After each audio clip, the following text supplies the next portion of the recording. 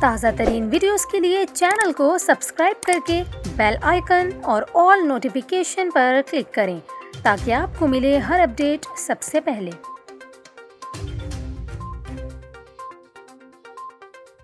اور ابھی آپ کو اہم خبر سے آگاہ کریں، سمندری طوفان فیونا کا رخ کینیڈا کی جانب ہے اور نووا اسکاٹیا صوبے کے لیے ہائی الرٹ وارننگ جاری کر دی گئی ہے۔